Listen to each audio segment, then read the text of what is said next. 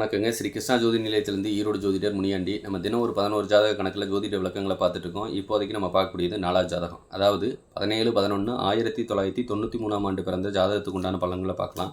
நீங்கள் பிறந்து 32 வருஷத்தை பூர்த்தி பண்ணியிருப்பீங்க. நீங்கள் பிறந்தது புதன்கிழமை, அதாவது வளர்பிற சதுர்த்தி திதியில் பிறந்திருப்பீங்க. பூராட நட்சத்திர தனுசு ராசி நீங்கள் பிறந்தக்கூடிய அமைப்பு. இந்த பூராட நட்சத்திர தனுசு ராசிக்கு யார் சந்திராசிரமமாக அமைவா அப்படின்னா கடகராசி சந்திராசிரமமாக அமையும். பூ டா பா டா இந்த பெயர் நாமம் கொண்டவங்களுக்கும் இந்த பூர்வாட நட்சத்திர தனுசு ராசி பொருந்தும் அப்படிங்கிறத எடுத்துக்கலாம். உங்களுக்கு உண்டான குபேர புள்ளி சதய நட்சத்திர கும்பராசிலையும், அதிர்ஷ்ட புள்ளி பூரட்டாதி நட்சத்திரம் கும்பராசிலேயே அமையக்கூடிய அமைப்பு. கும்பராசி உங்களுக்கு நல்ல லாபத்தை கொடுக்கக்கூடிய ராசியாக இருக்காங்க. சதய ராசி சதயம் குபேர புள்ளியாக உட்காந்துருக்கிறதுனால வண்டி வாகனம் உங்களுக்கு நல்ல லாபங்க. பூரட்டாதி அப்படின்னு சொன்னால் இது குருவோட நட்சத்திரம். இந்த குருவோட நட்சத்திரத்துக்கு நீங்கள் தங்கத்தில் முதலீடு பண்ணால் உங்களுக்கு நல்ல லாபத்தை கொடுத்துக்கிட்டே இருக்கும். இது அதிர்ஷ்டத்தை கொடுக்கக்கூடியதாக கூட நீங்கள் எடுத்துக்கலாம். சரிங்களா? தங்கத்தில் இன்வெஸ்ட் பண்ணுங்கள், உங்களுக்கு லாபம் ரெட்டிப்பு மடங்காக வரக்கூடிய அமைப்பு நல்லாவே இருக்குது அப்படிங்கிறத எடுத்துக்கலாம். சரி, இந்த பூராட நட்சத்திர தனுசு ராசி அப்படின்னு சொன்னாவே இது தர்மத்துக்கு உண்டான ராசி அப்படின்னு எடுத்துக்கலாம். அங்கே சுக்கரன் உட்காந்துருக்கிறதுனால கடைசி வரைக்கும் மனைவியை விட்டு கொடுக்க மாட்டீங்க. மனைவி இருக்கிற வரைக்கும் உங்கள் செல்வ செழிப்பாக வச்சுருக்கோம் அப்படிங்கிற காரணமும் எடுத்துக்கலாம். இதில் பெண் பிள்ளைகள் இருந்தாங்கன்னா இன்னும் உங்களுக்கு வளர்ச்சியை கொடுக்கும் அப்படிங்கிறதையும் நம்ம எடுத்துக்கலாம். சரிங்களா? ஓகே. நீங்கள் பிறக்கும்போது பூராட நட்சத்திரம் அப்படின்னு சொன்னாவே சுக்கரனோட சாரங்க. அது முடிஞ்சிட்டு சூரிய தசை ஒரு 6 வருஷமும் சந்திர தசை ஒரு 10 வருஷமும் தசாபத்தி நடத்துவாங்க. இப்போதைக்கு சந்திர தசை தான் நடந்துகிட்ருக்கோம். அப்போனா சுக்கரனோட சாரத்தில் தான் அவர் நடத்திட்டு இருப்பார். அப்போனா இந்த சுக்கரனுக்கு யார் ஆக மாட்டாங்க அப்படின்னு சொன்னால் இயற்கையிலே இருக்கக்கூடிய தனுசு லக்கணக்காரங்களும் மீன லக்கணக்காரங்களும் கொஞ்சம் பாதிக்கப்படுவாங்க அப்படிங்கிற காரணத்தை எடுத்துக்கலாம். சரிங்களா? தனுசு லக்கணம் மீன இலக்கணம் நல்லாவே பாதிக்கப்படும். ஒன்று கடன், நோய், வம்பு வழக்கு பிரச்சனையில் இருப்பாங்க. இல்லைனா போலீஸ் ஸ்டேஷன் கோர்ட் வரைக்கும் எழுதிட்டு போவோம். இல்லைனா ஊர் விட்டு தேசம் விட்டு வெளியே போவாங்க.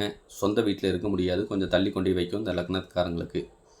மற்ற லக்னத்துக்காரங்களுக்கு பெருசாக பாதிக்காது அப்படிங்கிற காரணத்தையும் நம்ம எடுத்துக்கலாம். சரி, நாடி முறைப்படின்னு பார்த்தோம்னா கண்ணில் இடதுகண் பாதிக்கப்படும். செரிமான கோளாறு பிரச்சனை, சில சமயம் ஒட்டுக்குடல் ஆப்ரேஷன் செய்ய வேண்டிய சூழ்நிலை, ஃபைல் சம்மந்தப்பட்ட பிரச்சனையும் ஒரு சில பேருக்கு கொடுக்குங்க. பல தொழில் பார்க்குற யோகம் கொடுக்கும். நூல் துணி சம்மந்தப்பட்டதும் நல்ல லாபம். ஒரு சில பேர் வக்கீலாக இருக்க வேண்டிய சூழ்நிலையும் கொடுக்கும். மருத்துவத்தில் இருக்கக்கூடிய சூழ்நிலையும் கொடுக்கலாம். பிரம்மகத்தி தோஷம் இருக்கிறதுனால பசுமாட்டுக்கு தீவனம் வைங்க. அடுத்தது மகாபாரத கதையை கேளுங்க, பிரம்மகத்தி தோஷம் நீங்கும். நீங்கள் ஊருக்கு உழைக்கிறவனு பேர் இருக்கும், கொஞ்சம் அதையும் கவனமாக இருக்கிறது நல்லது. நல்ல புத்திசாலித்தனத்துக்கெல்லாம் சொந்தக்காரங்க தான்.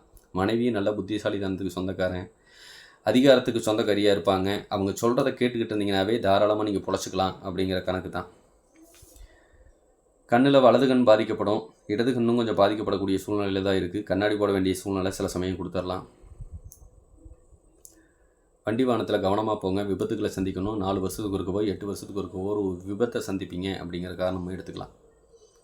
இதே ஒரு பெண் பிள்ளைகள் ஜாதகமாக இருந்ததுன்னா நீங்கள் அரசு சம்மந்தப்பட்ட வேலையில் உட்காந்தால் நல்ல லாபம், நல்லா படிச்சிருக்கக்கூடிய அமைப்பு. கண்ணில் வலது கண் உங்களுக்கும் பாதிக்கப்படும். தலை குழந்தை பையனாக இருந்ததுன்னா அவனும் பாதிக்கப்படுவான். வண்டி வாகனத்தில் விபத்தை கொடுக்கும், கொஞ்சம் கவனமாக இருக்கணும். பீரியட் சம்மந்தப்பட்ட பிரச்சனை, வயிற்று வலி சம்மந்தப்பட்ட கோளாறுகளையும் உங்களுக்கு ஏற்படுத்தும். கர்ப்பப்பை சம்மந்தப்பட்ட பிரச்சனையும் உங்களுக்கு வரக்கூடிய அமைப்பு நல்லா இருக்குது. உங்கள் அம்மாவுக்கு கர்ப்பப்பையை எடுக்க வேண்டிய சூழ்நிலை வரைக்கும் போகலாம். இல்லைன்னா அவங்களும் நோயாளியாகவோ இல்லை மரணத்தை சந்திக்கக்கூடிய காலமோ அது இருக்கலாம் அப்படிங்கிறத நீங்கள் புரிஞ்சுக்கணும். இதுவே கோச்சாரப்படி எங்களுக்கு ஏதாவது சுப பலன்கள் இப்போதைக்கு உண்டா அப்படின்னா சித்திரைக்கு மேலே வீடு இல்லாதவங்களுக்கு வீடு கட்டக்கூடிய யோகத்தை கொடுக்கும். திருமணம் ஆகாதவங்களுக்கும் மறுமணம் செய்யக்கூடியவங்களுக்கும் வர சித்திரைக்கு மேலே யோகம் உண்டு. வண்டி வாகனத்தில் விபத்தையோ ஆஸ்பத்திரி விரயத்தையோ வைக்கக்கூடிய அமைப்பு உண்டு அப்படிங்கிறத சொல்லிவிட்டு, மேலும் வேறு தகவல் தேவைப்பட்டால் ஸ்ரீ கிருஷ்ணா ஜோதி நிலையத்தை அணுகுங்க. நம்ம ஜாதகம் பார்க்குறதுக்கு 200 சார்ஜ் பண்ணுறோங்க. அடுத்தது பிரசன்னம் ஃப்ரீயாக பார்த்து கொடுத்துட்ருக்குறோம். வாஸ்து பார்க்குறதுக்கு 2000 ரூபாயும், ஜாதகம் எழுதி கொடுக்கறதுக்கு 1500 சார்ஜ் பண்ணிகிட்ருக்குங்க. தேவைப்படுறவங்க தாராளமாக கூப்பிடுங்க. உங்களுக்காக ஸ்ரீ கிருஷ்ணா ஜோதி நிலையத்தில் காத்து கொண்டு இருக்கிறோம். வணக்கம், நன்றி.